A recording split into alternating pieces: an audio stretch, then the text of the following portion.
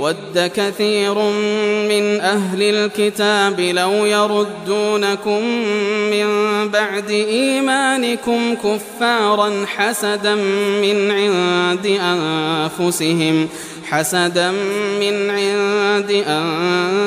أنفسهم من بعد ما تبين لهم الحق. بسم الله الرحمن الرحيم.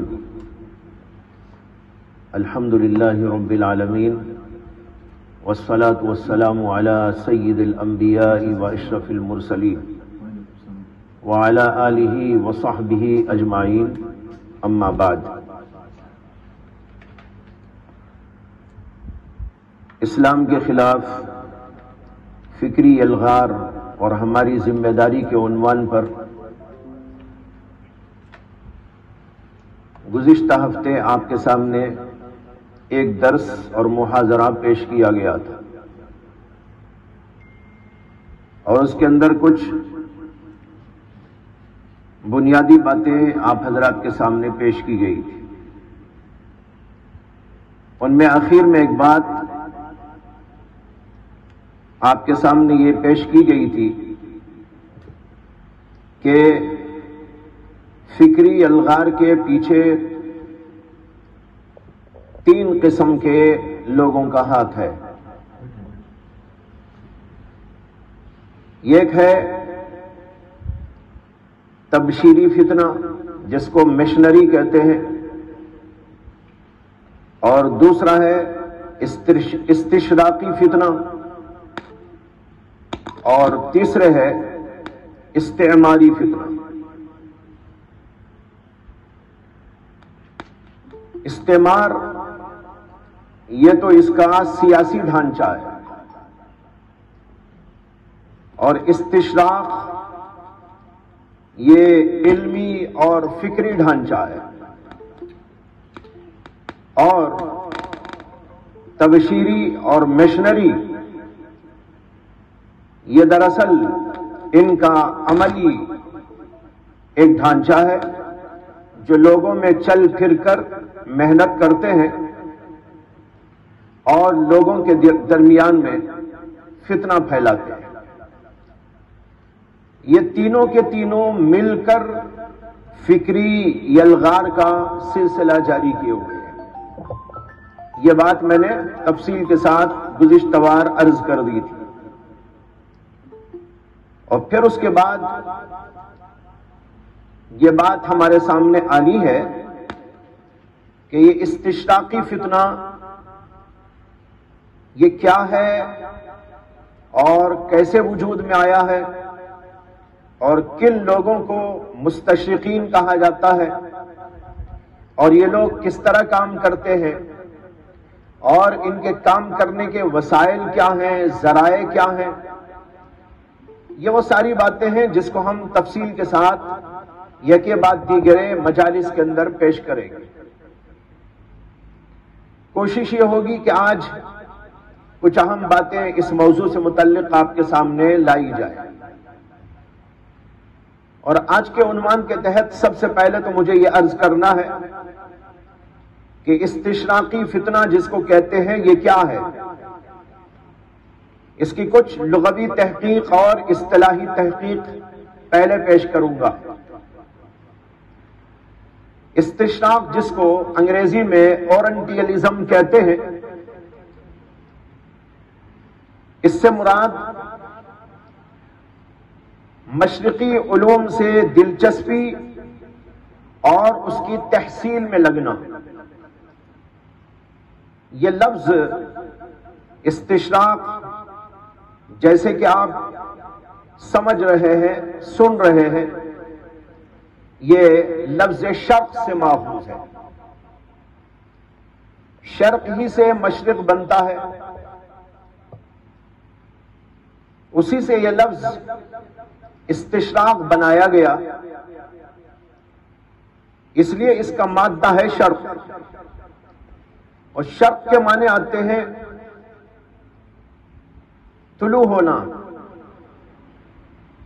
جیسے کہ کہا جاتا ہے شرقت الشمس، سورج طلوع ہوا. مگر یہ کلمہ استشراق جب استعمال کیا جاتا ہے تو یہ کیا مفہوم دیتا ہے؟ اس سلسلے میں محققین نے، مبصرین نے اور باحثین نے بہت تفصیل کے ساتھ اپنی کتابوں میں اور اپنے مقالات کے اندر بحث کی ہے، لیکن یہاں خلاصے کے طور پر کچھ باتیں عرض کی جاتی ہیں۔ لکھنے والوں نے لکھا ہے کہ الاستشراق ہوا علم الشرق، اور یہ لکھا او علم العالم الشرقی، یعنی استشراق مشرقی علوم کی تحصیل کا نام ہے، مشرقی علوم کی جانکاری کا نام ہے، یا مشرقی علوم کے ماہر کو جو علم حاصل ہے اس کو کہتے ہیں۔ یہ لفظ لغت کے اعتبار سے اس معنی کر کبھی استعمال نہیں ہوا، یعنی پہلے زمانوں میں اس معنی کر یہ لفظ استعمال نہیں کیا جاتا تھا، لیکن بعد میں چل کر جب یہ اصطلاح بن گئی تو اب یہ استعمال ہونے لگا اور لوگ اسی معنی کر اس کو استعمال کرتے ہیں اور جانتے ہیں۔ اس سلسلے میں دکتور احمد ایک بہت بڑے عالم ہے اور انہوں نے کتاب لکھی ہے فلسفۃ الاستشراق واثرها فی الادب العربی۔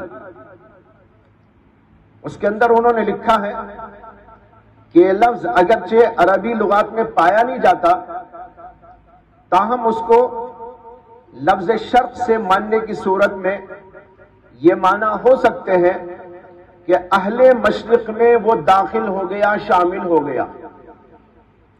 پھر دکتور احمد نے آگے لکھا ہے کہ بعض جدید لغات میں یہ وارد ہوا ہے، استشرق طلب علوم الشرق ولغاتهم۔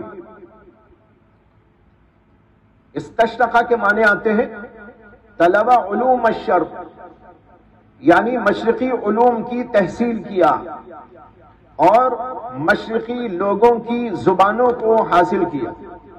یہ معنی اس کا جدید لغات کے اندر آیا ہے۔ اس کا مطلب یہ ہے کہ پرانی زبان میں اور پرانی عربی کے اندر استشراق کا یہ مادہ استعمال نہیں کیا گیا اس معنی کر، بعد میں چل کر اس کو یہ معنی دیا گیا اور لوگوں نے اس معنی کر اس کو استعمال کیا۔ اس کے بعد انہوں نے ہی لکھا ہے کہ المستشرق هو عالم متمکن من المعارف الخاصة من المعارف الخاصة بالشرق ولغاته وآدابه، یعنی مستشرق اس جانکار کو کہتے ہیں جو مشرقی علوم اور معارف اور ان کی لغات اور آداب سے واقف ہوتا ہے۔ اسی سلسلے میں دکتور عبد المتعال محمد الجبری اپنی ایک کتاب جس کا عنوان ہے الاستشراق وجہ للاستعمار الفکری، الاستشراق وجہ للاستعمار الفکری، یہ بہت اہم کتاب ہے۔ جو میں کتابوں کا حوالہ دے رہا ہوں اس کو بھی آپ لوگ نوٹ کر کے رکھیں تاکہ اس کو حاصل کریں اور اس کو پڑھنے کی کوشش کریں۔ اس کا عنوان ہی آپ دیکھ سکتے ہیں کہ کتنا اہم ہے، الاستشراق وجہ للاستعمار الفکری۔ اس کے اندر انہوں نے ایک لمبی عبارت کے اندر استشراق کی تفسیر بیان کی ہے کہ کیا ہوتا ہے استشراق۔ عربی عبارت تو میں نے لکھی ہے لیکن صرف اس کا ترجمہ اس وقت میں سناتا ہوں تاکہ وقت کی بچت ہو جائے اور آپ کو جو بانا سمجھانا ہے، بتانا ہے، وہ آپ کے ذہن کے اندر اتار دیا جائے۔ وہ لکھتے ہیں کہ استشراق سے مراد یہ ہے کہ مشرق کے علوم، اس کے احوال، اس کی تاریخ، وہاں کے عقائد اور اس کے طبعی، معاشرتی اور بشری ماحول کے سلسلے میں معلومات، ان کا مطالعہ کیا جائے اور وہاں کی لغات، اس کے لہجوں اور ہر مشرقی معاشرے کی قوموں کے مزاج کو جانا جائے۔ دیکھیے، مشرق کے اندر رہنے والی بہت سی قومیں ہیں، یہاں کی بہت سی تہذیبیں ہیں، یہاں کی بہت سی لغات ہیں۔ ہم جانتے ہیں جس علاقے میں ہم ہیں سب مشرقی میں آتا ہے۔ مغربی لوگوں نے اس طرف توجہ کی اور یہاں کے علوم کو، یہاں کے فنون کو، یہاں کے معاشرے کی مختلف تہذیبوں کو، یہاں کے آداب کو، یہاں کے اخلاق کو، ان سب چیزوں کو پڑھنے کی کوشش کی تھی۔ اسی کا نام دراصل استشراق ہے۔ گویا کہ مشرقی علوم، مشرقی تہذیب، مشرقی زبان اور مشرقی آداب اور مشرق میں رہنے والے لوگوں کے مزاج و اطوار کو جاننے اور اس کا مطالعہ کرنے کا نام استشراق ہے۔ یہ معنی ہے جو استعمال کیا جاتا ہے۔ اب آگے ایک نقطہ یہاں سمجھنے کی کوشش کریں کہ جو تعریف ابھی تک میں نے عرض کی ہے بعض حوالوں کے ساتھ، یہ تعریف استشراق کی بڑی جامع تعریف ہے، اس لیے کہ اہل استشراق مشرق کے تمام مذاہب، جن میں ہندوازم ہے، بدھزم ہے، جینزم ہے اور مختلف مذاہب ہیں، اور اسی کے اندر اسلام بھی ہے، ان سب چیزوں اور یہاں جتنی قومیں بستی ہیں اور یہاں جتنی زبانیں استعمال ہوتی ہیں، ان ساروں کے بارے میں جانکاری حاصل کی ہے اور اس کو اسٹڈی کیا ہے اور اس کا مطالعہ کیا ہے اور اس کو اپنا موضوع بحث بنایا ہے۔ اسی طرح یہاں کی تہذیب اور یہاں کی ثقافت، یہاں کے علوم، یہاں کے فنون، یہاں کے عادات اور اطوار، یہاں کے اخلاق، ان سب چیزوں کو ان لوگوں نے اپنا موضوع بنایا۔ اس اعتبار سے جو تعریف ابھی آپ کے سامنے ذکر کی گئی استشراق کی، وہ جامع ترین تعریف ہے، یعنی مشرق کے تمام علوم، یہاں کے تمام فنون، یہاں کے معاشرتی احوال، یہاں کے آداب، یہاں کے اخلاق، یہاں کے رہنے والوں کے مذاہب، چاہے وہ کوئی بھی مذہب ہو، ان سب کو پڑھنے، پڑھانے اور اس کا مطالعہ کرنے اور اس کی تحقیق کرنے کا نام دراصل ہے استشراق۔ یہ آپ اچھی طرح سمجھ لیں۔ لیکن کے بعد جو بول رہا ہوں وہ آپ کو سمجھنا ہے۔ میں نے کہا کہ اب جو تعریف آپ کے سامنے کی گئی وہ تعریف جامع ترین تعریف ہے استشراق کی، لیکن یہاں یہ بھی فراموش نہیں کرنا چاہیے کہ مستشرقین کا اصل موضوع اسلام اور اسلامی فنون، اسلامی علوم، اسلامی تاریخ، اسلامی تہذیب ہے۔ اگرچہ ان میں بہت سے وہ ہیں جو مختلف یہاں کے مذاہب پر، یہاں کی زبانوں پر، یہاں کے معاشرتی احوال پر، ان سب چیزوں پر بحث کرتے ہیں، لیکن ان کا اصل جو ہدف ہے، ان کا جو اصل مقصد ہے، وہ ہے اسلام، اسلام کی تہذیب، مسلمانوں کے احوال، مسلمانوں کی تاریخ، مسلمانوں کی تہذیب و ثقافت، یہ ان کا اصل موضوع ہے۔ اس لیے ہم استشراق کی ایک خاص نوع کو یہاں پیش کریں گے اور اسی کی بحث مقصود ہے ہمارے پاس۔ علی الاطلاق استشراق ہمارا موضوع نہیں ہے، اس میں ہندوازم کی بحث ہو رہی ہو یا کسی اور مذہب کی بحث ہو رہی ہو یا ہندوؤں کے اطوار اور طور و طریقے اور ان کی عبادات اور ان کے مراسم کی بحث، یہ ہمارا مقصود نہیں ہے، بلکہ یہاں پر جو کچھ بحث ہوگی وہ دراصل اس نقطہ نظر سے ہوگی کہ مستشرقین نے جو اسلام کو موضوع بنایا اور اصل ہدف بھی ان کا دراصل یہی ہے، اور پھر اس کو ہدف بنایا تو مختلف اعتبار سے ہدف بنایا، قرآن کے علوم، حدیث کے علوم، اسلامی تاریخ، اسلامی تہذیب، اسلامی ثقافت، اسلامی اخلاق، مسلمانوں کے اخلاق، مسلمانوں کا کردار، مسلمانوں کی عبادات کے طریقے اور ان کے احکامات وغیرہ وغیرہ سب چیزوں کو موضوع بنایا۔ اس میں خاص طور پر قرآن کو اور محمد عربی صلی اللہ علیہ وسلم کو انہوں نے موضوع بنایا، آپ کی سیرت کو موضوع بنایا۔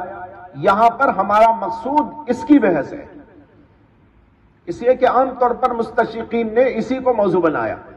یہاں پر یہ کہنے میں مجھے کوئی باک نہیں کہ اگرچہ بہت سارے مستشرقین نے مختلف لوگوں کے مذاہب اور مشرقی علوم اور فنون کے اوپر بحث کی ہے، جیسے میں نے کہا، لیکن اصل ہدف ان کا اسلام ہے اور مسلمان ہے۔ تو یہاں پر یہ کہنے دیجئے کہ وہ ہو سکتا ہے کہ کچھ ان لوگوں کے علوم و فنون سے بھی بحث کرنے تیار ہوئے ہوں، لیکن ان کو ملا ہی کیا ہوگا وہاں پر بحث کرنے کے لیے؟ ان کو وہاں ملا ہی کیا ہوگا؟ اب مہابھارت اٹھا کے پڑھیں گے، کیا ملے گا مہابھارت میں؟ مہابھارت میں قصہ ہے، کہانی ہے اور اوٹ پٹانگ باتیں ہیں۔ اب وہ بیچارے اس کو اٹھا کے پڑھیں گے بھی تو کچھ ملنے کا نہیں ہوگا۔ ان کو جو مواد ملا اور جو کچھ تحقیق کے لیے موضوعات ملے وہ تو اسلام اور اسلامی تعلیمات اور قرآن اور حدیث اور اسلامی تاریخ اور سیرت النبی، یہ ان چیزوں کے اندر ان کو جا کر موضوعات ملے اور اس کے اوپر انہوں نے بہت کام کیا ہے، جیسے کہ آگے چل کر ہم بتانے والے ہیں۔ تو بھئی یہ بات ہے، اس کو یاد رکھیے۔ چنانچہ دکتور محمود حمدی زقزوق، یہ نام بھی کچھ عجیب سا ہے، زقزوق، دکتور محمود حمدی زقزوق ایک مصنف ہیں جنہوں نے استشراق کو موضوع بحث بنایا ہے، اور انہوں نے کتاب لکھی جس کا نام ہے الاستشراق والخلفیت الفکریہ۔ اس کے اندر انہوں نے بحث کرتے ہوئے یہی بات لکھی ہے جو ابھی میں نے عرض کی۔ وہ کہتے ہیں کہ ہماری مراد یہاں استشراق کا خاص مفہوم ہے، یعنی وہ مغربی لوگوں کے دراسات اور مطالعات جن کا تعلق اسلامی دنیا کی لغات، اس کے آداب، اس کی تاریخ، اس کے عقائد وغیرہ وغیرہ سے ہے۔ تو معلوم ہوا اگرچہ مستشرقین تو سب سے بحث کیے ہیں، لیکن اصل ہدف ان کا یہ ہے، اور ہم بھی یہاں پر جو کچھ بحث کرنے جا رہے ہیں وہ اسی موضوع سے متعلق ہے۔ یہ تو ہوا استشراق کے معنی کے متعلق بحث۔ اس کے بعد مستشرق کسے کہتے ہیں وہ اسی سے سمجھ میں آ گیا، اس سے کہ استشراق سے مستشرق ہے، تو ہم جن کو مستشرقین کہتے ہیں وہ کون لوگ ہیں؟ اس کے بارے میں علماء نے لکھا ہے، اور لغات میں اہل لغات نے لکھا ہے۔ آکسفورڈ ڈکشنری جو معروف ڈکشنری ہے، اس کے اندر مستشرق یعنی اورنٹیلسٹ کے بارے میں لکھا ہے، اس کی تعریف کرتے ہوئے، یہ person who studies the languages, arts, etc. of Oriental countries، یعنی مستشرق اس کو کہتے ہیں جو مشرقی دنیا کی زبانوں، وہاں کی ثقافت وغیرہ وغیرہ کا علم حاصل کرنے والا ہو، جسے اس میں دلچسپی ہو، اس کو دراصل کہتے ہیں مستشرق۔ دکتور احمد اپنی کتاب فلسفۃ الاستشراق میں لکھتے ہیں کہ مستشرق کی جامع ترین تعریف کرنا تو بڑا مشکل کام ہے، یہ ان کے الفاظ ہیں۔ وہ کہتے ہیں کہ مستشرق کی جامع ترین تعریف کرنا تو مشکل ترین کام ہے، تاہم اس کی تعریف یوں کی جا سکتی ہے۔ انہوں نے بڑا گہرا مطالعہ کیا اس کے بارے میں، اور پھر اس کے بعد یہ عبارت لکھی ہے، عربی عبارت میرے سامنے ہے لیکن میں ترجمہ کر رہا ہوں اس کا آپ کے سامنے۔ وہ کہتے ہیں کہ مستشرق مغربی دنیا کا وہ عالم ہے، دیکھو یہاں لفظ ہے مغربی دنیا کا، مشرقی دنیا کا نہیں، ہمارے علاقے کا جو آدمی قرآن حدیث اور اسلامی علوم، اسلامی فنون، یہاں کی تہذیب، یہاں کی ثقافت، یہاں کے آداب سے بحث کرے اور اس کو پڑھے، اس کا نام مستشرق نہیں ہو سکتا۔ مثلا مجھے کیوں بولیں گے مستشرق آپ؟ میں بھی قرآن پڑھتا ہوں، حدیث پڑھتا ہوں، اسلامی علوم پڑھتا ہوں، پڑھاتا ہوں، لکھتا ہوں۔ آپ بھی ماشاءاللہ پڑھتے ہیں، پڑھاتے ہیں، لکھتے ہیں۔ یہاں دنیا بھر کے علماء موجود ہیں، ان کا نام تھوڑا ہی مستشرق ہو جائے گا۔ اس لیے یہ نقطہ ذہن میں ہونا چاہیے جو یہاں لکھا جا رہا ہے کہ مستشرق مغربی دنیا کا وہ عالم ہے، مشرقی دنیا کا نہیں، مغربی دنیا کا وہ عالم ہے جو علی الاطلاق مشرقی علوم سے اعتنا کرتا ہے، بحث کرتا ہے۔ اس کے بعد انہوں نے لکھا، اور یہ بات لازم ہے کہ وہ شخص یعنی مستشرق متخصص عالم ہو جو مغرب کا رہنے والا ہو۔ معلوم ہوا کہ جو مشرق کا رہنے والا ہے وہ مشرقی علوم کو پڑھے تو اس کو مستشرق نہیں کہہ سکتے۔ مستشرق اسی کا نام ہے جو مغربی علاقوں کا ہو، یورپ کا ہو، امریکہ کا ہو، برطانیہ کا ہو، جرمن کا ہو، فرانس کا ہو، ان علاقوں کا کوئی آدمی ہو، وہ یہاں کے علوم کو پڑھے، یہاں کے مذاہب کو پڑھے، یہاں کی تہذیب کو پڑھے، یہاں کے اخلاق کو پڑھے، یہاں کے طرز عمل کو پڑھے، اور ادھر کے جو ہے رائج مذاہب کو پڑھے، اس کا نام ہوگا مستشرق۔ وہ کہتے ہیں کہ وہ لازم ہے کہ وہ مغرب کا رہنے والا ہو، یا تو اصلاً رہنے والا ہو یا کم سے کم نسبت کے لحاظ سے، یعنی اسے ادھر کے ہی اس سے نسبت کی جاتی ہو، یعنی وہیں جا کے بس گیا ہو مثلاً۔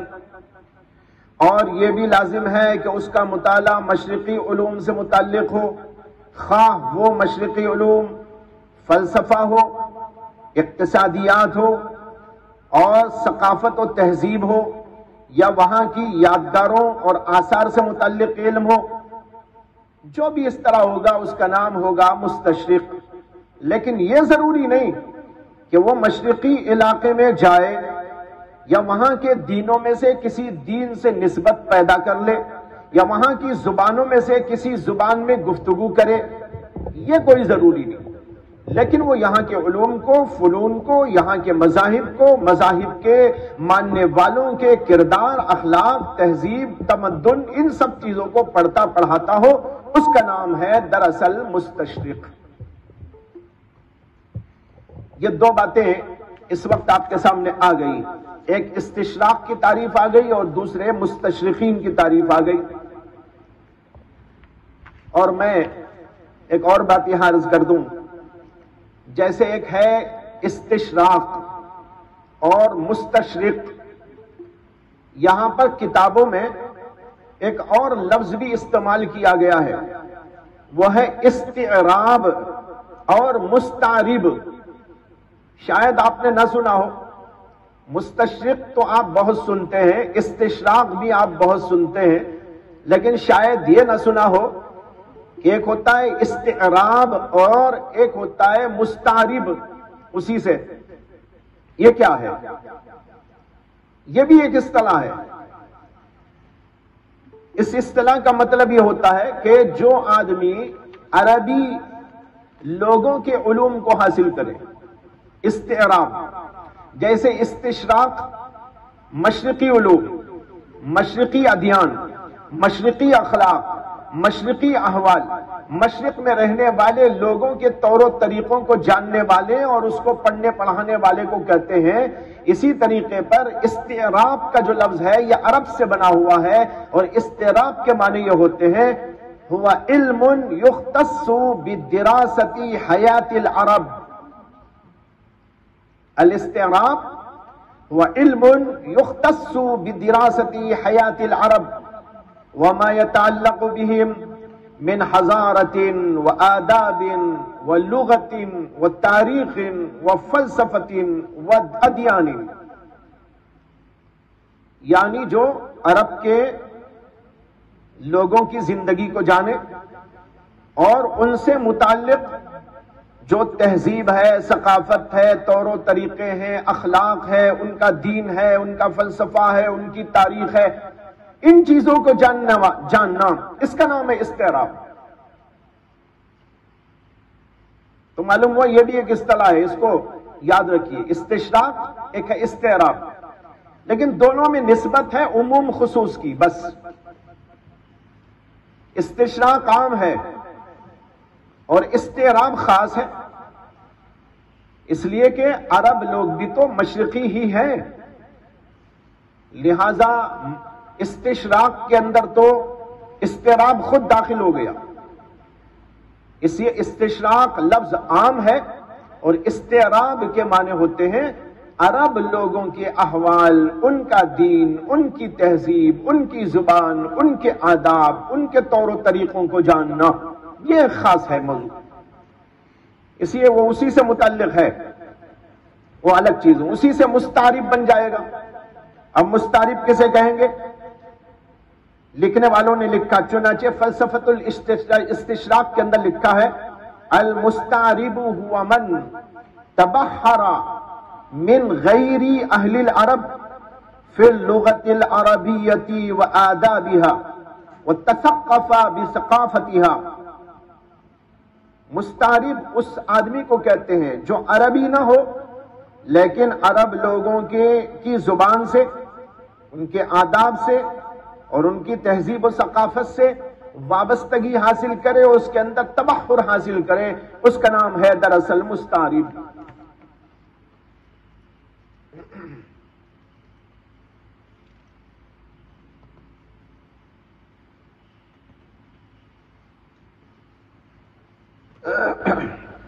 یہ دو باتیں ہو گئی، اب میں تیسری بات عرض کرنے جا رہا ہوں، اور وہ یہ ہے کہ مستشرقین کو قرآن، حدیث اور عربی زبان، مشرقی علوم، مشرقی فنون، مسلمانوں کے حال احوال، مسلمانوں کی تاریخ، ان سب چیزوں کو جاننے کے سلسلے میں رغبت کیوں پیدا ہوئی؟ اس کے پیچھے کیا دوافع ہیں، کیا اسباب ہیں؟ ایک بہت اہم چیز ہے جس کو سمجھنا ضروری۔ یہ لوگ رہنے والے تو ہیں مغرب کے، کوئی امریکی ہوگا، کوئی جرمنی کا ہوگا، کوئی فرانسیسی ہوگا، کوئی برطانوی ہوگا، لیکن ان لوگوں کو دلچسپی پیدا ہوئی قرآن پڑھنے، حدیث پڑھنے اور ادھر کے علوم اور فنون کی جانکاری حاصل کرنے۔ آخر اس کے پیچھے دوافع کیا ہیں، اسباب کیا ہیں؟ اس سلسلے میں دکتور احمد اپنی کتاب فلسفۃ الاستشراق کے اندر لکھتے ہیں کہ اس کے پیچھے 7 محرکات ہیں، 7 دوافع ہیں۔ انہوں نے جو گنائے ہیں میں اس کو گنا دیتا ہوں، لیکن اس کی تشریح نہیں کروں گا، لکھنا ہو تو آپ لوگ نوٹ کر لیں۔ وہ لکھتے ہیں کہ جو محرکات اس کے پیچھے رہے ہیں وہ 7 طرح کے ہیں۔ نمبر 1، ذاتی رجحانات اور ذاتی محرکات۔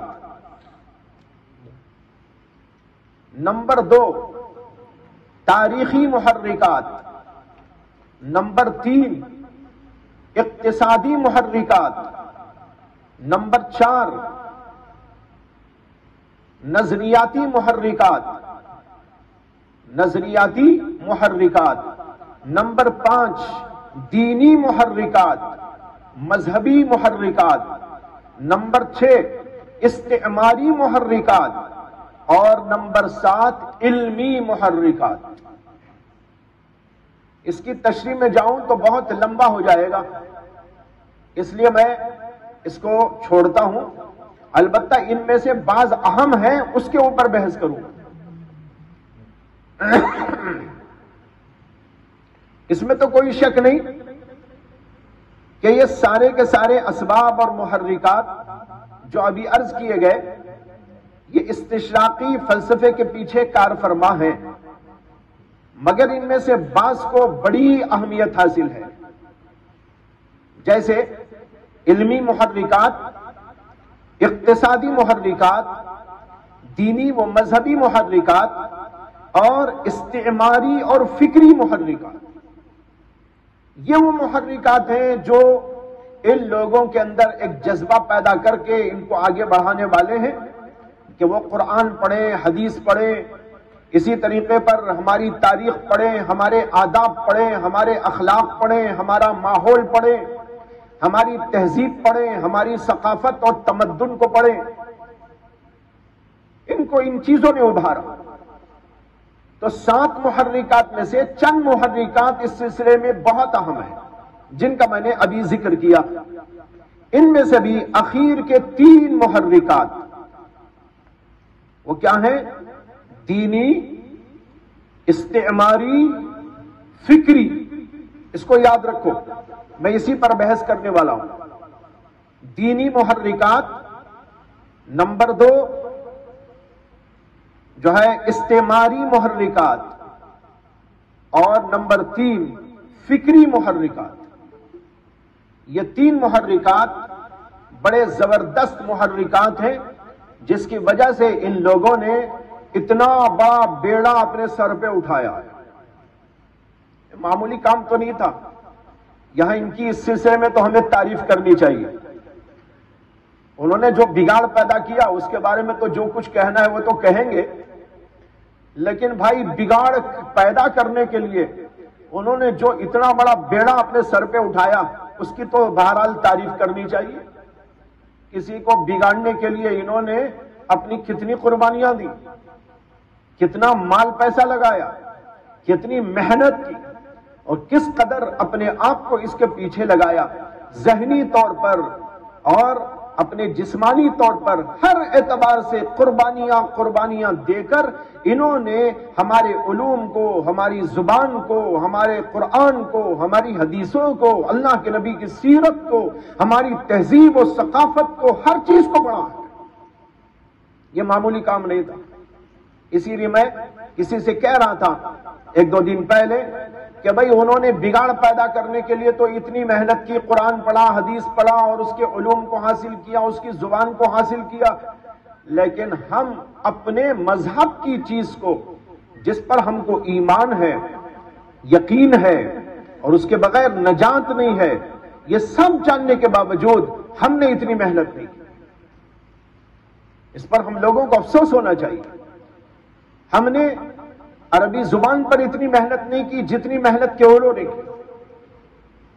اسی طریقے پر ان علوم اور فنون کو حاصل کرنے کے لیے جو محنت ان لوگوں نے کی، وہ محنت ہم لوگوں نے کبھی نہیں کی۔ یہ بات اچھی طرح ذہن میں رکھ لینے کی ضرورت ہے۔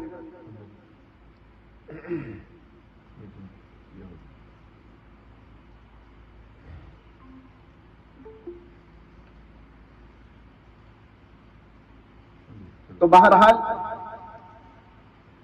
میں نے عرض کیا کہ اس سلسلے میں 3 محرکات بڑے اہم ہیں جس کے اوپر آپ گفتگو کرنا ہے۔ استشراق کی تاریخ پڑھتے ہوئے یہ محسوس ہوتا ہے کہ سب سے پہلے تو ایک دینی اور مذہبی محرک نے ان لوگوں کو اس جانب متوجہ کیا، اور پھر اس کے ساتھ کچھ نظریاتی محرک بھی شامل ہو گیا، استعماری محرک بھی اس کے اندر داخل ہو گیا، اور پھر اس کے بعد کئی محرکات اس کے پیچھے کار فرما ہو گئے۔ الفکر الاسلامی الحدیث وصلتہ بالاستعمار الغربی کتاب کا نام ہے۔ اس کے مصنف ہیں دکتور محمد البہی۔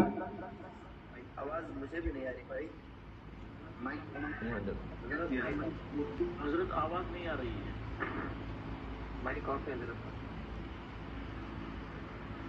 استشراق کی تاریخ پڑھتے ہوئے یہ محسوس ہوتا ہے کہ سب سے پہلے تو ایک دینی اور مذہبی محرک نے ان کو اس جانب متوجہ کیا، پھر اس کے بعد نظریاتی محرک بھی اس میں شامل ہو گیا، اور پھر آگے استعماری محرک نے ان کو اور آگے بڑھا دیا، اور پھر دیگر محرکات اس کے ساتھ شامل ہو گئے۔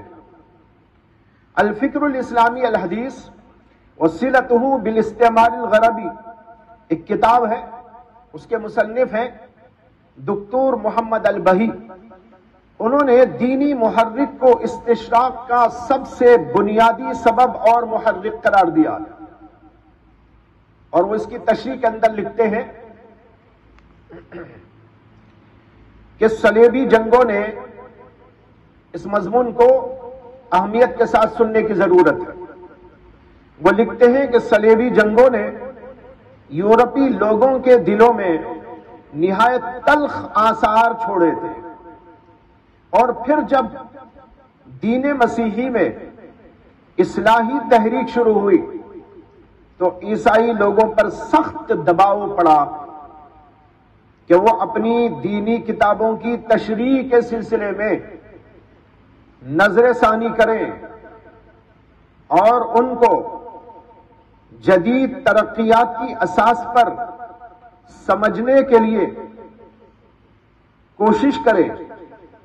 یہیں سے یہ لوگ عبرانی تعلیم کی جانب متوجہ ہوئے، اور پھر عربی اور اسلامی علوم کی جانب ان کو توجہ ہوئی، کیونکہ یہ علوم پہلے علوم کو سمجھنے کے لیے ایک ضرورت تھے۔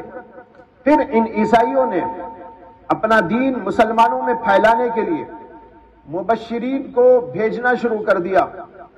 جب انہوں نے یہ چاہا کہ مبشرین کو یعنی مشنری لوگوں کو مختلف جگہ پر مختلف ملکوں میں بھیجیں، تو استشراق کی جانب متوجہ ہوئے تاکہ اپنے داعیوں کو عالم اسلامی میں روانہ کرنا آسان ہو جائے۔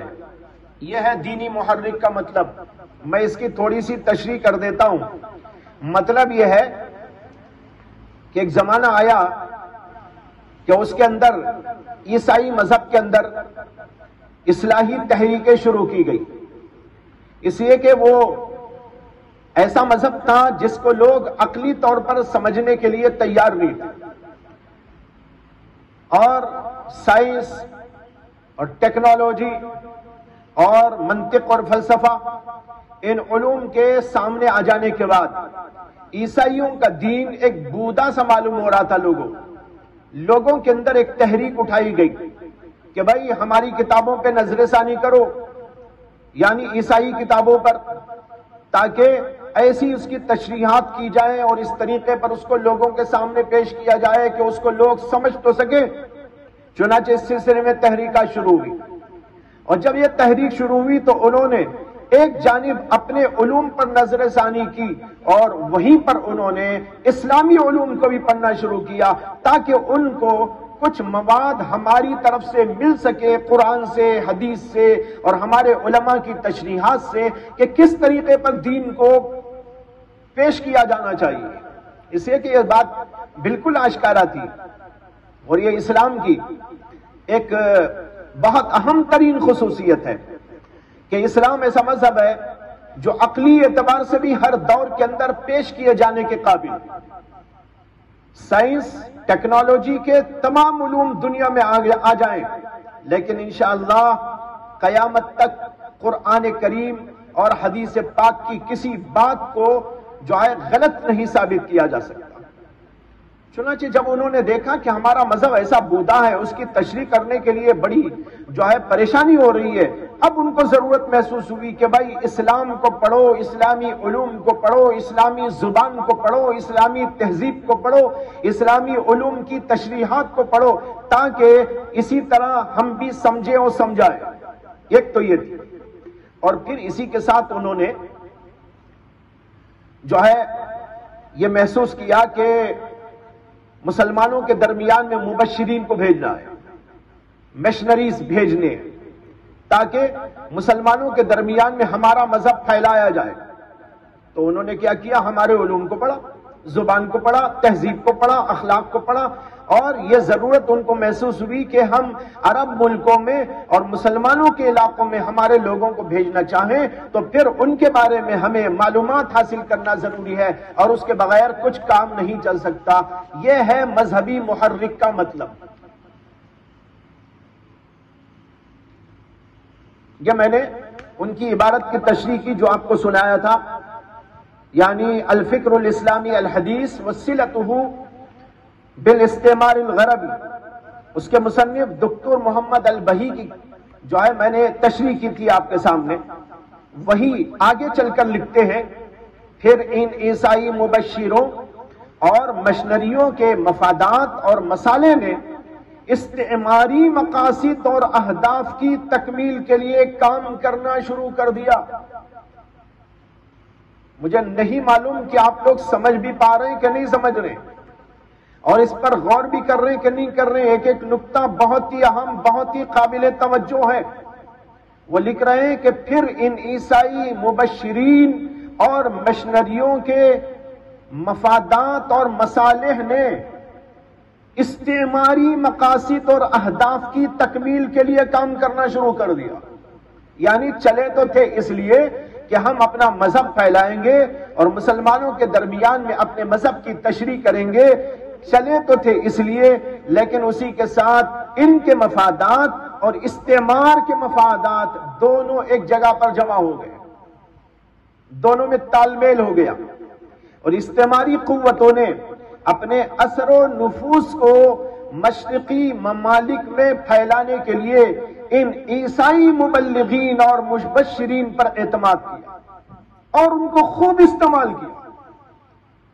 یعنی ان انگریزوں نے اور مغربی لوگوں نے اپنی قوتوں کو اور اپنی حکومتوں کو مشرقی علاقوں میں نافذ کرنے کے لیے ان مبشرین کو استعمال کیا۔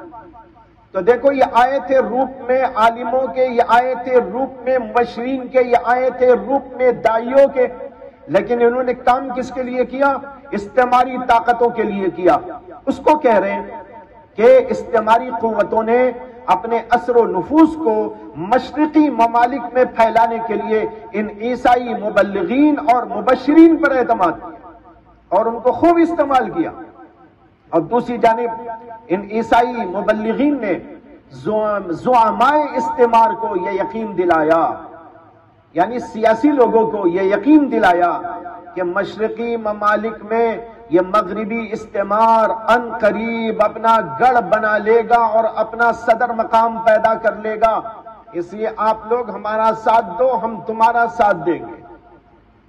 اس طریقے پر استعمار اور یہ تبشیر، یہ دو کے دونوں ساتھ ساتھ چلنے لگے۔ یہ ہے مذہبی محرک، اور مذہبی محرک کے ساتھ استعماری محرک، کہ قوت کے ساتھ کہیں جماؤ پیدا کر لے، کسی علاقے کو اپنا علاقہ بنا لے اور وہاں کے لوگوں کو اپنا غلام بنا لے، جیسے خود ہندوستان کو غلام بنا لیا گیا تھا۔ یہی مبشرین آئے تھے، مشنریاں یہاں پر آئی تھی اور یہاں پر اپنا دین پھیلانے کے چکر میں وہ پھرتے رہے، گھومتے رہے، اور اسی کے ساتھ ساتھ انہوں نے پیچھے سے بیک اپ دیا استعماری طاقتوں کو، اور یہاں پر ان کا پوری قوت یہاں پر ان کی نافذ ہو گئی۔ اسی طرح مختلف اسلامی ممالک کے اندر ہوا ہے۔ یہ ہے دو چیزیں آ گئی آپ کے سامنے، ایک دینی محرک اور ایک استعماری محرک۔ اب ایک تیسری چیز ہے، وہ ہے نظریاتی محرک، اور یہی آج کا موضوع ہے ہمارا۔ نظریاتی محرک کا مطلب یہ ہے کہ ان مستشرقین کو اس جانب متوجہ کرنے والی چیز یہ بھی تھی کہ مغربی نظریات کو فروغ دینا ہے اور اس کے مقابلے میں اسلامی نظریات کے خلاف پروپیگنڈا کرنے کی منطق چلانا ہے۔ یہ ہے نظریات۔ وہ چاہتے تھے کہ دنیا بھر کے اندر، بالخصوص اسلامی ملکوں کے اندر اور اسلامی معاشروں کے اندر، مغربی تہذیب کو نافذ کیا جائے، مغربی نظریات کو نافذ کیا جائے اور اسلام کو کمزور کیا جائے اور اسلامی نظریات کو کمزور کیا جائے اور قرآن و حدیث کی تعلیمات سے ان کو دور کیا جائے، اور اس طریقے پر وہ چاہتے تھے کہ اسلام کا صفایا کر دیا جائے۔ یہ ان کا نظریاتی محرک تھا اور یہ سب سے بڑا محرک بن گیا۔ شروع میں تو وہ دینی محرک اپنا دین پھیلانے کے لیے چلے، لیکن اس کے بعد استعماری طاقتوں کے ساتھ میں مل گئے، اور پھر اس کے بعد یہ ہوا جو ابھی عرض کر رہا ہوں کہ دین اسلام کو مٹانے کی فکر، اس لیے کہ ان کو یہ محسوس ہوا کہ اگر یہ دین دنیا میں باقی رہا تو ہمارا کوئی اثر و نفوذ نہیں ہو سکتا، اس لیے سب سے پہلے دین اسلام کو ہٹاؤ۔ یہ ہے نظریاتی محرک، یہی وہ اصل مقاصد اور محرکات ہیں جن کی بنا پر فکر استشراق نے جنم لیا، لیکن بعد میں کچھ اور مقاصد بھی اس کے ساتھ ساتھ شامل ہوتے چلے گئے۔ پہلے تو اسی طرح آئی یہ بات، لیکن بعد میں کچھ اور لوگ پیدا ہوئے، انہوں نے جب دیکھا کہ بھئی یہ پڑھنے پڑھانے سے کچھ اور بھی مفاد مل سکتا ہے، تو انہوں نے اپنے مفاد کے لیے بھی یہ قرآن حدیث اور علوم شرعیہ اور علوم مشرقیہ کو پڑھنے کا سلسلہ جاری کر دیا۔ اور کچھ لوگ ایسے بھی تھے جنہوں نے مفاد کے لیے تو نہیں لیکن اپنی دلچسپی کے لیے، اس لیے کہ ان کی دلچسپی تھی پڑھنا پڑھانا تحقیق کرنا ریسرچ کرنا، تو کچھ لوگ ایسے بھی پیدا ہو گئے، انہوں نے کہا بھائی یہ ریسرچ ہم کرتے تھے، اب یہ ریسرچ کریں گے، قرآن کا ریسرچ کریں گے، حدیث کا ریسرچ کریں گے، اور اسی طرح علوم اسلامیہ کا علوم مشرقیہ کا ریسرچ کریں گے۔ کچھ لوگ ایسے بھی پیدا ہو گئے۔ تو یہ دوسرے مقاصد ثانوی درجے کے ہیں، جیسے بعض نے محض علمی مشغلے کے طور پر مشرقی علوم اور اسلامی علوم سے وابستگی پیدا کی اور اپنے ذاتی رجحان اور دلچسپی کے متعلق تحقیق اور علمی خدمات بھی انہوں نے انجام دی، اور اس کا نتیجہ ہوا کہ بہت اچھا مواد تیار ہوا، عمدہ کتابیں تیار ہوئی، عجیب موضوعات پر ان لوگوں نے کتابیں لکھی۔ تحقیق کے عنوان پر جب یہ لوگ آگے بڑھے تو بہت اچھے کام ان سے جو ہے صادر ہوئے، اور انہوں نے بہت اچھی خدمات انجام دی۔ میں ہو سکتا ہے کہ کسی اور موقع پر آگے چل کر آپ کو بتاؤں کہ اس طبقے نے کیا کیا کتابیں لکھی، اور آج علماء اسلام ان کتابوں سے استفادہ کر رہے ہیں۔ جیسے مستشرقین نے ایک کتاب لکھی جو کئی جلدوں میں ہے، اور وہ ہے احادیث کا انڈیکس۔ احادیث کا انڈیکس، آپ اس کو اٹھائیں، اس کے اندر کوئی لفظ حدیث کا دیکھنا چاہیں تو بس وہ حدیث کا لفظ آپ اس کے اندر سے نکالیں، اور پھر وہ حدیث کا جہاں لفظ لکھا ہوا ہے اس کے آگے آپ کو اس کی پوری تفصیل ملے گی کہ یہ حدیث اس لفظ کے ساتھ بخاری میں کہاں ہے، کون سی جلد میں ہے، کتنے صفحے پہ ہے، یا حدیث نمبر کیا ہے، کون سے باب میں ہے، کون سی کتاب میں ہے، ترمذی میں کہاں ہے، ابو داؤد میں کہاں ہے، اور نسائی میں کہاں ہے، اور کسی کتاب میں ہے، تو اس کا ایک بڑا انڈیکس تیار کر دیا، اور ایک بہت بڑی جماعت نے مستشرقین کی اس کو تیار کیا ہے۔ بڑا اچھا کام ان سے ہو گیا، آج علماء اس سے استفادہ کرتے ہیں۔ اسی طرح اور بھی بہت ساری کتابیں، میں مثال کے طور پر یہ عرض کر دیا، آگے چل کر کبھی اس موضوع پر میں گفتگو کروں گا۔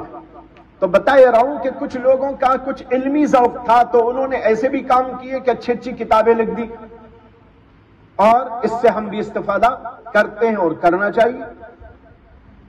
اور کچھ لوگ اس میں ایسے بھی ہوئے جنہوں نے اسلامی علوم بالخصوص قرآن و سنت کے مطالعے کے بعد انصاف پسندی کا مظاہرہ کرتے ہوئے حق کو قبول کر لیا، اور اسلام کی سچائیوں اور صداقتوں کے معترف ہو گئے، اور اسلام کے بارے میں عمدہ خیالات کا اظہار کیا، اور بعض نے تو اسلام بھی قبول کر لیا۔ اس لیے کہ یہ لوگ متعصب نہیں تھے، ان کی تو صرف اس جو ہے علمی دلچسپی تھی، پڑھ کے تو دیکھیں قرآن میں کیا ہے، حدیث میں کیا ہے، کیا علوم ہے۔ ایسے ہی ہمارے تمام علوم، تمام فنون وغیرہ وغیرہ، ان سب چیزوں کو پڑھنے کے بعد بڑے متاثر ہوئے، اور پھر اس کے بعد انہوں نے اچھے خیالات کا اظہار کیا، اور اسی کے ساتھ بعض ایسے بھی ہوئے جنہوں نے اسلام بھی قبول کر لیا۔ مثال کے طور پر ایک شخصیت کا نام لیتا ہوں، ایسی تو ایک بہت لمبی چوڑی فہرست آپ کے سامنے آ سکتی ہے، لیکن وقت کا خیال کرتے ہوئے بس ایک مثال عرض کر رہا ہوں کہ جرمنی نصرات ایک مستشرق خاتون، جرمن کی رہنے والی ایک مستشرق خاتون جس کا نام ہے زیگریڈ ہونگے۔ کیا ہے؟ زیگریڈ ہونگے۔ انگلش میں اس کو لکھتے ہیں SIGRID، SIGRID، اس کے بعد HUNKE، ہونکے۔ یہ خاتون ہے، اس نے مطالعہ شروع کیا، کتابیں لکھی، بڑی دلچسپی قرآن میں، حدیث میں، علوم مشرقیہ میں دکھائی۔ کیا نتیجہ ہوا؟ جب اس نے محض علمی طور پر اسلام اور علوم اسلام کا مطالعہ کیا تو اسلام سے بہت متاثر ہوئی، اور اس نے اسلام کی خوبیوں کا اعتراف کیا، اور اس نے ایک عجیب کتاب لکھی ہے، اس کا نام ہے، اس نے تو اپنی زبان میں لکھی ہوگی لیکن اس کا ترجمہ ملتا ہے، وہ ترجمہ آپ کو نیٹ پہ بھی دستیاب ہے۔ اس کا نام ہے شمس العرب تسطو علی الغرب۔ سمجھ میں آیا؟ شمس العرب، یہ کتاب اس نے لکھی۔ اس کتاب نے مغربی دنیا کے اندر ہلچل مچا دی، دنیا وہاں کی ہلکے رہ گئی، اس لیے کہ اس کے اندر اس نے کھل کر اسلام کی تعریف کی، اسلامی علوم کی تعریف کی، مسلمانوں کی تعریف کی، نبی علیہ السلام کی، قرآن کی تعریف کی۔ بہت بہترین کتاب لکھی، اس کی اور بھی بہت ساری کتابیں۔ دکتور نجیب العقیقی ایک شخص گزرے ہیں جنہوں نے استشراق کو موضوع بنا کر ایک عجیب کتاب لکھی ہے جس کا نام ہے المستشرقون، 3 جلدوں میں۔ اس کو علماء کہتے ہیں یہ موسوعاتی کتاب ہے، یعنی ایک موسوعہ ہے، اگر آپ مستشرقین کے بارے میں کچھ جانکاری حاصل کرنا ہو تو سب مل جائے گا اس میں۔ اس کا نام ہے المستشرقون، 3 جلدوں کے اندر۔ اس کے اندر انہوں نے 3ری جلد کے اندر مستشرقین کے مختلف طبقات کا ذکر کرتے ہوئے اس زیر بحث طبقے کے بارے میں لکھا ہے کہ ایک جماعت ان میں سے وہ ہے جس نے اسلام کے ساتھ انصاف کیا، اگرچہ کہ انہوں نے دین اسلام قبول نہیں کیا، اور ان میں سے بعض وہ بھی ہیں جنہیں ان کے اخلاص نے اسلام کے دروازے تک پہنچا دیا۔ پھر عقیقی لکھتے ہیں کہ جو ہے بہت سارے نام پیش کیے جا سکتے ہیں، اور پھر انہوں نے ایک لمبی چوڑی فہرست نیچے پیش کی ہے۔ اس کو آپ المستشرقون کے اندر 30 جلد کے اندر دیکھ سکتے ہیں۔ بہرحال بتانا مجھے یہ تھا کہ وہ جو اصل ہدف اوپر میں نے ذکر کیا اس کو چھوڑ کر کچھ لوگ ایسے بھی ہوئے جنہوں نے محض علمی طور پر علوم مشرقیہ سے دلچسپی دکھائی اور اس کے اچھے نتائج ملے، اور اسلام کو بھی اس سے فائدہ ہوا، اور دوسرے خود ان کو بھی بڑا فائدہ ہوا، اور بہت سارے لوگ اس کے اندر سے اسلام بھی لائے۔ اسی طرح ان میں بعض وہ لوگ بھی ہیں جنہوں نے استشراق کو پیشہ ورانہ طور پر محض اقتصادی اور معاشی مسالے کے لیے اختیار کیا۔ میں عرض کر رہا ہوں کہ بعض وہ لوگ بھی ہیں مستشرقین میں جنہوں نے استشراق یعنی مشرقی علوم کے پڑھنے پڑھانے، قرآن و حدیث کے پڑھنے پڑھانے، اس کی تحقیق اور ریسرچ، اس کو پیشہ ورانہ طور پر اختیار کیا۔ کیوں؟ اقتصادی اور معاشی مسالے کے لیے۔ کیونکہ جب انہوں نے دیکھا کہ ان علوم کو پڑھنے کے بعد ان کو اچھی پوسٹ مل جاتی ہے، جس کی وجہ سے بڑی بڑی تنخواہیں بھی یقینی طور پر مل جاتی ہیں، تو اس لالچ میں بھی بہت سے لوگوں نے استشراق کو اپنا پیشہ بنایا اور مختلف اسلامی اور عربی ممالک کی یونیورسٹیوں میں مختلف بڑے بڑے عہدوں پر فائز ہوئے اور اپنا معاش پیدا کیا۔ یہاں پر دکتور محمد البہی کی یہ بات نقل کر رہا ہوں کہ انہوں نے لکھا وَيَبْدُو أن فريقا من الناس دخلوا ميدان الاستشراق من باب البحث عن الرزق عندما ضاقت بهم سبيل العيش العادية۔ یعنی یہ ظاہر ہوتا ہے کہ لوگوں میں سے ایک طبقہ استشراق کے میدان میں رزق اور معاش کی طلب کے راستے سے داخل ہوا جب ان پر معاش تنگ ہو گیا تھا، معاش کے لیے کوئی اور سلسلہ نہیں، تو انہوں نے کہا بہت اچھا ہے کہ اس کو پڑھیں گے اور ہمیں بہت اچھا معاش کا ذریعہ حاصل ہوگا۔ ایسے بھی بہت سارے لوگ پیدا ہوئے اور ان کو بڑی بڑی تنخواہیں ملی اور بہت کچھ ان کو ملا ہے. ایسے بھی کچھ لوگ گزرے ہیں. یہ چند وجوہات ہیں، اسباب ہیں، دوافع ہیں اور بنیادی جس کی وجہ سے لوگوں نے استشراق کو اپنا موضوع بنایا. لیکن جیسے کہ میں نے کہا یہ تو ثانوی درجے کی چیزیں ہیں جو ابھی عرض کی، لیکن اصل اور بنیادی جو ہدف تھا اور بنیادی اس کا جو دافع تھا، سبب تھا، محرک تھا، وہ تھا جو شروع میں عرض کیا گیا. یعنی ایک تو مذہبی وجہ سے اور دوسرے استعماری وجہ سے اور تیسرے نظریاتی وجہ سے، ان تین کو بنیادی ہدف کہا جا سکتا ہے جس کے لیے استشراق وجود میں آیا اور اس نے اپنا کام کیا ہے.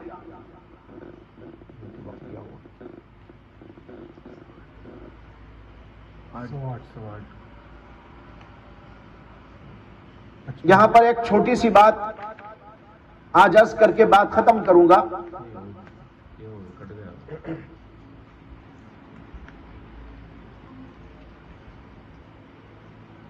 ایک چھوٹی سی بات اخیر میں عرض کر کے بات ختم کروں گا. وہ یہ ہے کہ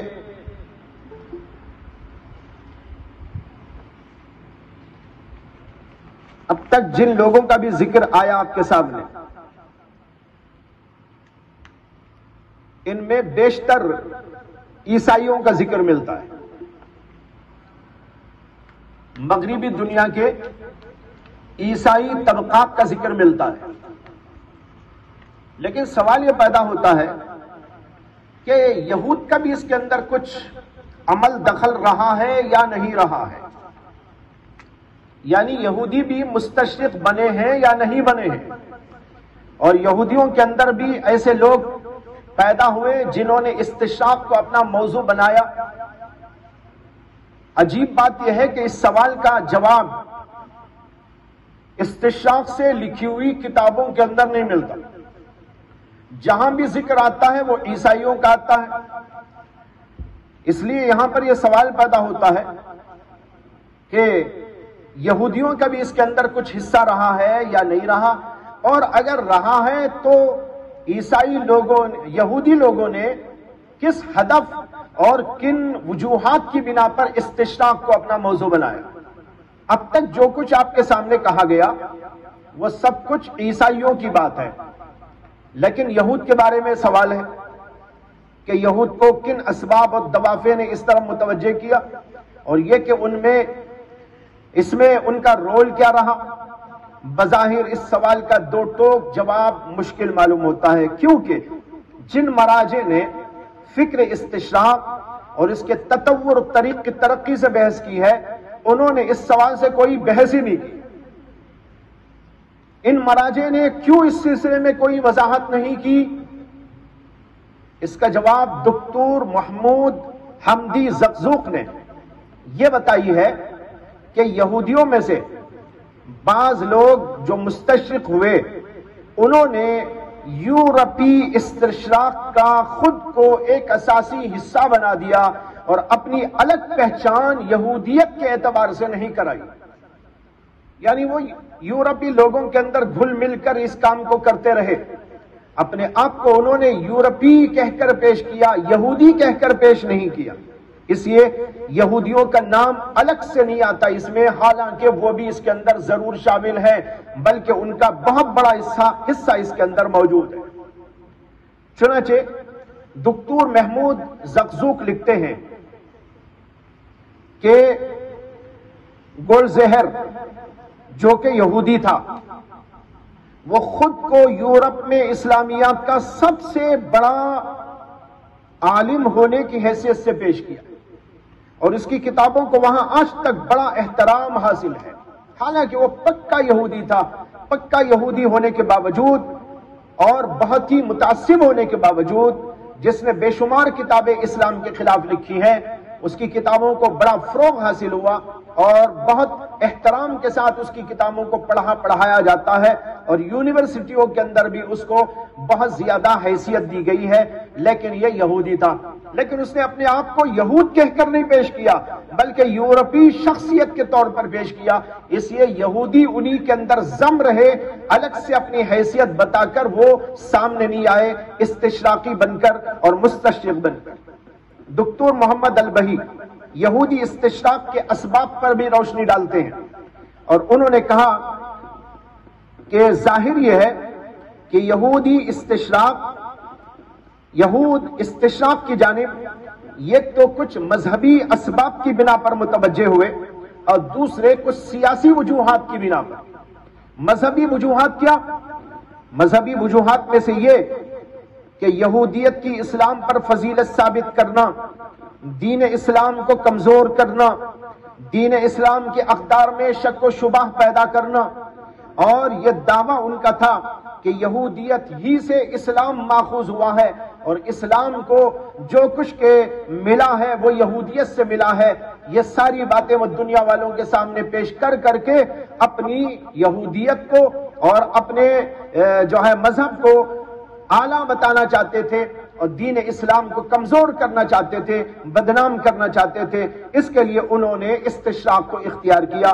اور دوسرا سبب سیاسی ہے کہ وہ صہیونیت کی خدمت سے متعلق اپنے آپ کو حوالے کرنا چاہتے تھے کہ ہم اسلام کو بدنام کریں گے اور ساتھ ساتھ جو ہے صہیونیت کی خدمت انجام دیں گے اور اپنا اسرائیل بنائیں گے اور اپنے آپ کو الگ سے ایک فرقے کی حیثیت سے دنیا والوں کے سامنے پیش کریں گے. اس کے لیے کوئی چارہ اس کے سوا نہ تھا کہ وہ اسلام کے خلاف کھڑے ہوتے. چنانچہ آج بھی ہم دیکھ سکتے ہیں کہ جس طریقے پر عیسائی ہیں اسی طریقے پر یہودی بھی ساتھ ساتھ کھڑے ہوئے ہیں اسلام کے خلاف. معلوم ہوتا ہے کہ استشراق کے اندر یہودیوں کا بھی پورا حصہ ہے, اس لیے دونوں طبقے اس کے اندر شامل رہے ہیں. تو آج کے یہ 3-4 موضوعات تھے جو آپ کے سامنے پیش کیے گئے. میں خلاصے کے طور پر پھر عرض کر دیتا ہوں.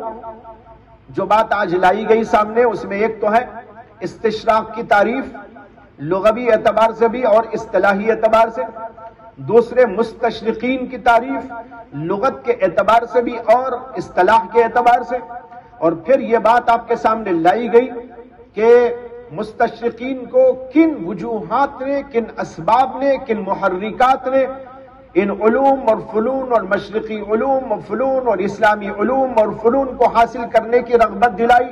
اس کے پیچھے کیا اسباب تھے اس کی کچھ تفصیل آپ کے سامنے ذکر کی گئی. اور پھر اخیر میں نے بتایا کہ اس میں صرف عیسائیوں کا ہاتھ نہیں ہے بلکہ یہودیوں کا بھی پورا ہاتھ موجود ہے. اب رہا یہ سوال کہ پھر ان کا نام الگ سے کیوں نہیں آتا, اس کی وجہ میں نے بتائی. اس کی وجہ یہ ہے کہ انہوں نے اپنا نام الگ سے پیش نہیں کیا, یورپ کی فضا میں یورپی لوگوں کے ساتھ مل جل کر کام کرتے رہے, اس لیے ان کو الگ سے حیثیت نہیں دی گئی ہے, لیکن ان کا حصہ اس کے اندر پورا موجود ہے. یہ چند باتیں تھیں جو آج کے درس میں پیش کی گئی ہیں, باقی باتیں انشاءاللہ اگلے درس کے اندر پیش کی جائیں گی. وآخر دعوانا الحمدللہ رب العالمین.